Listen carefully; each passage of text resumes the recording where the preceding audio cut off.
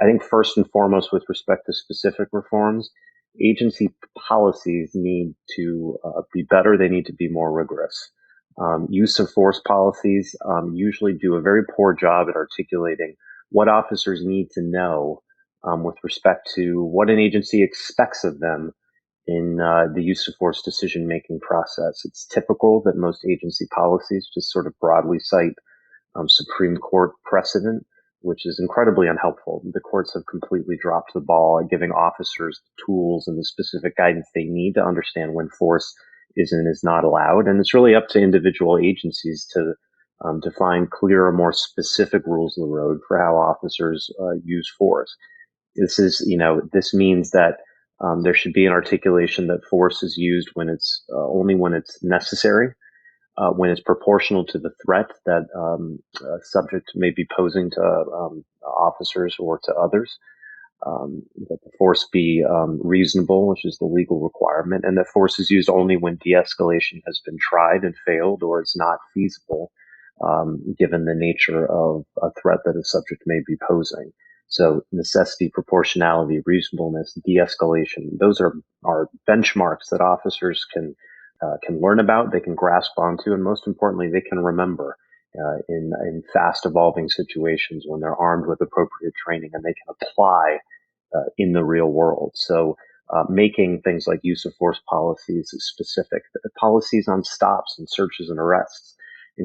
Some departments that I have looked at simply don't have any written guidance on when officers may stop and detain an individual, what happens during those encounters, and procedures for arresting individuals if it's warranted. The policy books are simply silent. Of course, officers get training, formal and informal, I guess, on those sorts of topics. But in order to hold officers accountable for meeting your expectations, you have to set out what those expectations are. And so, in that area and in a host of areas, you need good policies. There are some who point to the fact that training in and of itself to officers is not something that maybe moves the needle, and I think that's right. Depending on the quality of training and the applicability of that training to what officers actually encounter day in and day out, that can be true. A lot of police officer training is very bad. It involves death by PowerPoint, sort of very passive, march through slides of content, which is really not the kind of training that officers need.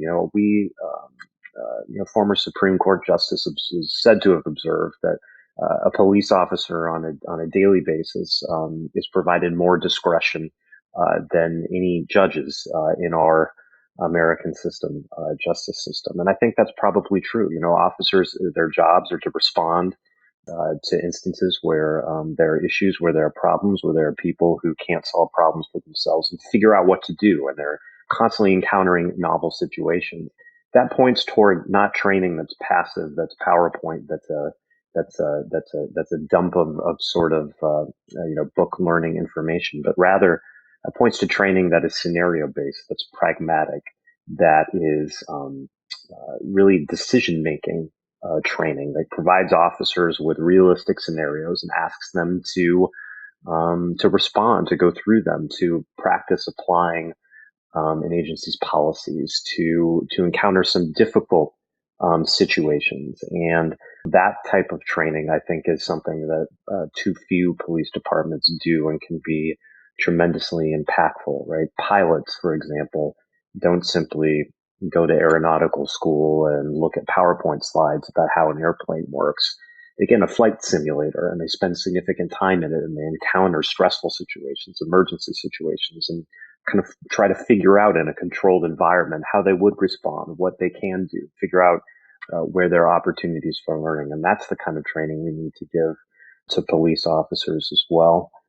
The final thing I would say is that obviously you've got to hold officers accountable for the expectations that you're providing and the training that you're giving to them in order so that they understand those expectations. And so everything that we might refer to as accountability, holding officers accountable, those internal and external systems to ensure that officers and departments overall are doing what is expected of them, are doing what the community and police department policy are setting forth for departments to do. That system of accountability is also incredibly important to establish really clear rules of the road for how that works.